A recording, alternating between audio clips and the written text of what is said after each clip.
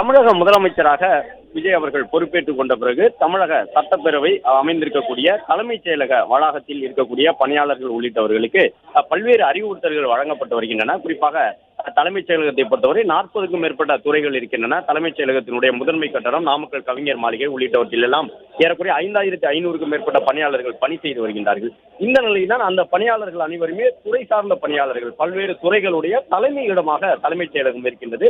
அனைத்து துறையினுடைய செயலாளர்கள், இயக்குநர்கள் உள்ளிட்டவர்களுடைய அறிவுறுத்தல்களை நேரடியாக கேட்டு தமிழகத்தின் அனைத்து மாவட்டங்களிலும் தங்களுடைய துறை சார்ந்த பணிகள் எவ்வாறு நடைபெறுகின்றன என்பதை மேற்பார்வையிடக்கூடிய அளவிலும் பல்வேறு துறை சார்ந்த மாவட்ட அளவிலான அதிகாரிகளுக்கு உத்தரவிடக்கூடிய இடத்திலும் இருக்கக்கூடியவர்கள் தான் தலைமைச் செயலகத்தில் பெரும்பாலானவர்கள் இருக்கின்றார்கள்.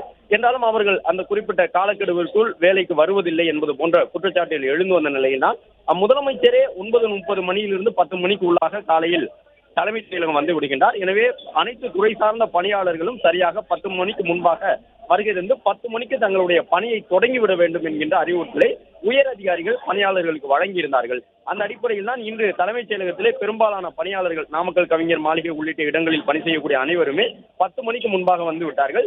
10 மணிக்கு பிறகு வந்தவர்களை பற்றிய விவரங்கள் சேகரிக்கப்பட்டு அவர்களிடம் என்ன காரணத்தால் அவர்கள் தாமதமாக பணிக்கு வந்தார்கள் என்பது போன்ற விவரங்களை பெறுவதற்கும் அந்தந்த துறை சார்ந்த உயர் அதிகாரிகள் உத்தரவிட்டிருக்கின்றார்கள்.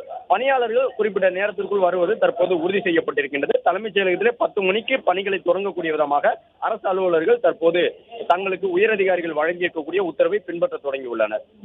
பிளே ஸ்டோர் மற்றும் ஆப் ஸ்டோரில் இருந்து பாலிமர் செயலியை QR கோடு மூலம் பதிவிறக்கம் செய்யுங்கள்.